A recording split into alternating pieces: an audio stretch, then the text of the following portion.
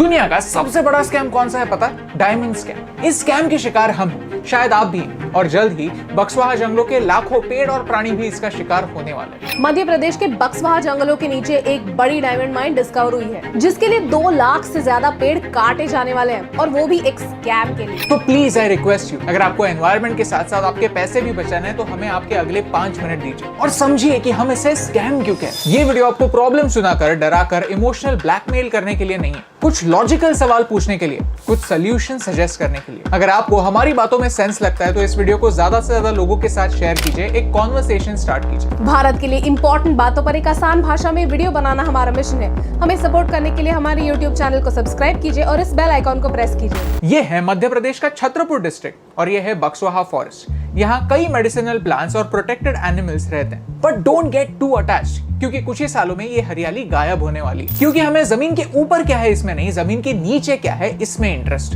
Diamonds. Buxwaha के जंगलों के नीचे कोई छोटी मोटी नहीं, भारत की सबसे बड़ी डायमंड माइन मिली है, जिसमें अप्रोक्सीमेटली 34 मिलियन कैरेट्स के रफ डायमंड्स मिल सकते हैं। लेकिन इस खजाने तक पहुंचने के लिए हमें एटलीस्ट 2,15,000 पेड़ों की बलि देनी होगी। प्रॉब्लम सिर्फ ये नहीं कि कुछ पेड़ कटने वाले, ये पूरा एरिया 8,000 से ज्यादा ट्राइबल्स का घर है। ये सदियों से इन जंगलों पर अपने लाइवलीहुड के लिए निर्भर है। एस्टिमेट्स कहते हैं कि जो एरिया क्लियर होने वाला है वो बक्सवाहा फॉरेस्ट का 1/10 एरिया है। It will be like cutting of a limb, जिसकी वजह से पूरी इकोसिस्टम डिस्टर्ब हो सकती है। लेकिन ये तो बस प्रॉब्लम्स। जब तक हम एक कदम आगे बढ़कर सॉल्यूशंस पर बात करना स्टार्ट नहीं करते, तब तक ऐसे वीडियोस बनाने से क्या फर्क पड़ता है? तो चलिए सॉल्यूशंस डिस्कस करते हैं। नंबर 1, सरकार ने कहा है कि जो 2 लाख पेड़ कटने वाले उनके बदले 4 से 10 लाख पेड़ लगने भी वाले। लेकिन क्या ये लॉजिक वैलिड है? क्या 50 या 100 साल पुराने पेड़ काट कर छोटे सैपलिंग्स लगाना जायज है? I don't think so. हमारा सोल्यूशन सिंपल है, बात क्या होगा उस पर नहीं, बात क्या हो चुका है इस पर करते हैं। सोचिए, जब आप एक घर से दूसरे घर में मूव करते हैं तो तभी मूव करते हैं जब नया घर रेडी हो, राइट? तो ये सेम लॉजिक यहाँ पर क्यों नहीं? आई मीन डायमंड्स कहाँ भागे जा रहे हैं? क्यों ना पहले पेड़ लगाए जाए, एक फॉरेस्ट तैयार किया जाए, एक इकोसिस्टम बनाया जाए, फिर वहाँ उंगली दिखाकर हम कह सकते हैं कि देखिए हमने कुछ किया है। उन पेड़ों को थोड़ा बड़ा होने देते हैं। थोड़ा रुकने से डायमंड्स की वैल्यू कम बिल्कुल नहीं होगी, और हमें ये भी पता चल जाएगा कि क्या सरकार जो प्रॉमिस करती है वो फुलफिल करने की क्षमता रखती है। नंबर 2, ये फैक्ट बार बार निग्लेक्ट हो जाता है कि इस एरिया में माइनिंग का कॉन्ट्रैक्ट 2006 में ऑस्ट्रेलिया की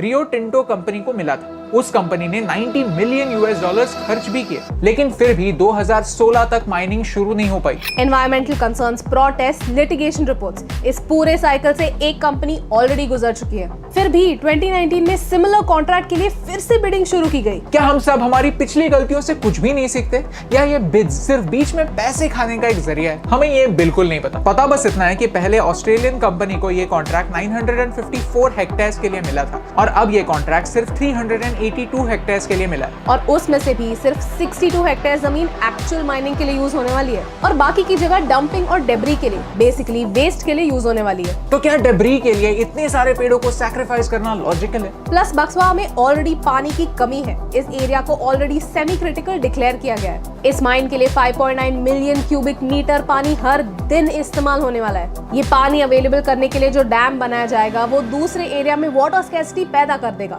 नंबर 3, अब बात करते हैं स्कैम के बारे में। किसी महान इंसान ने कहा है कि सबसे बढ़िया चोरी वही है जहां किसी को पता भी ना चले कि चोरी हुई है। डायमंड्स एक ऐसी ही चोरी है, एक स्कैम है। Diamonds are intrinsically worthless. ये हम नहीं, डिबियस कॉर्पोरेशन के सीईओ निकी ओपेनहाइमर ने कहा है। डिबियस कॉर्पोरेशन साल 2000 तक एक डायमंड मोनोपोली थी। दुनिया के ऑलमोस्ट 80% से ज्यादा माइंस उनके थे। जब डायमंड्स के प्राइसेस गिरने लगते थे तब ये लोग आर्टिफिशियली सप्लाई रोक देते थे और प्राइसेस बढ़ने का इंतजार करते थे। इनफैक्ट एक डायमंड रिंग देकर प्रपोज करना किसी भी कल्चर का हिस्सा नहीं था। एडवर्टाइजिंग, फिल्म्स, यहाँ तक कि हाई स्कूल में लेक्चर्स के थ्रू लोगों को कन्विंस किया गया कि प्यार का इजहार सिर्फ और सिर्फ डायमंड रिंग देकर ही हो सकता है, क्योंकि डायमंड इज फॉरएवर। और जो मर्द अपने 2 महीने की सैलरी खर्च करके अपनी होने वाली वाइफ को एक डायमंड रिंग नहीं दे सकता, वो कभी उसे खुश रख ही नहीं सकता। ये सिंपल आइडिया वेस्टर्न कल्चर में फिल्मों को स्पॉन्सर कर करके इनडायरेक्टली हमारे दिमाग में भर दिया गया।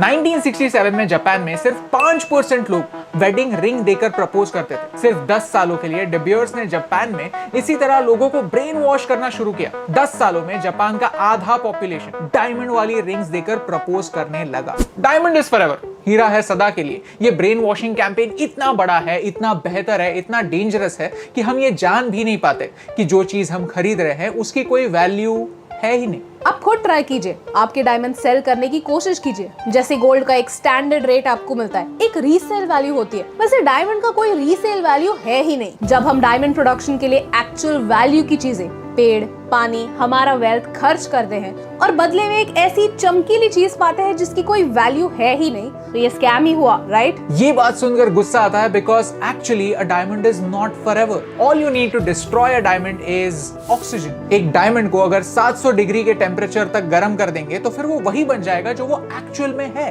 कार्बन। अल्टीमेटली हमें यह समझने की जरूरत है कि डायमंड माइन हो या कोल माइन, वो हमें किसी खुले मैदान के नीचे नहीं मिलने वाली, वो पेड़ों के ही नीचे मिलने वाली है, क्योंकि पेड़ों में फंसा हुआ कार्बन ही है जो सदियों के प्रेशर की वजह से कोल में या फिर डायमंड में कन्वर्ट हुआ। अगर हमें जमीन के नीचे का खजाना चाहिए तो जमीन के ऊपर के खजाने को बाय बाय कहना ही होगा। ये फैक्ट तब तक नहीं बदलेगी जब तक हम नहीं बदलते, जब तक हम ये नहीं समझते कि एक्चुअल खजाना कौन सा है।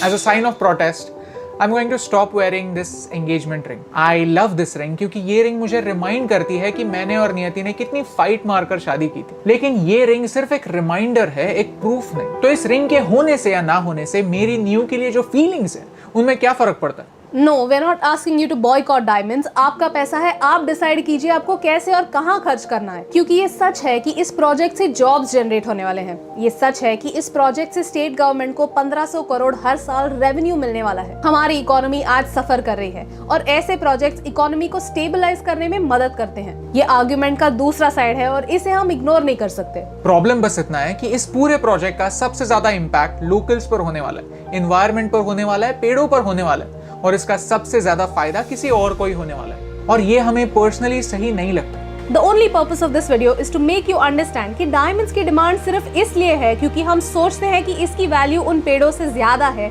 जो इसकी माइनिंग में कटते हैं। जब तक हम नहीं बदलते कुछ नहीं बदलने वाला, बस पोस्टपोन होने वाला है। अगर आपको हमारी बातों में सेंस लगता है तो प्लीज इस वीडियो को शेयर कीजिए। Tag your favourite actors, leaders, influencers. शायद इस वीडियो की वजह से इन द फ्यूचर कोई एक्टर डायमंड्स की प्रमोशन को ना बोले। शायद कल किसी फिल्म में प्रपोजल का सीन ऐसे ना दिखाया जाए। शायद हम में से कुछ लोग ये समझने लगे कि हमें कैसे यूज किया जा रहा है। ये दुनिया हमारी है। इस पूरी दुनिया में हमारी जरूरतों के लिए रिसोर्सेज अवेलेबल हैं, लेकिन हमारी ग्रीड का इलाज ना कोई ढूंढ पाया है और ना कोई ढूंढ पाएगा। लेकिन जब चुनना पड़ता है कि कार्बन ज्यादा इंपॉर्टेंट है या ऑक्सीजन, तब चॉइस क्रिस्टल क्लियर हो जाती है। और यही सिंपल सी बात आप तक पहुंचाने से मुझे फर्क। हे यस टीम, हम हमेशा सोचते थे कि मीडिया भारत के बारे में इतनी नेगेटिव क्यों, तो हमने एक पॉजिटिव सोल्यूशन बेस्ड अप्रोच अपनाया। अगर आपको ये वीडियो अच्छा लगा तो लाइक बटन प्रेस कीजिए। अगर आप यहाँ पर नए हैं तो यहाँ पर क्लिक करके सब्सक्राइब कीजिए और नए वीडियोस के अपडेट्स मिलने के लिए बेल आइकन को प्रेस कीजिए। और ऐसे ही और पॉजिटिव वीडियोस देखने के लिए यहाँ पर क्लिक कीजिए, क्योंकि आपके सपोर्ट से मुझे फर्क पड़ता है।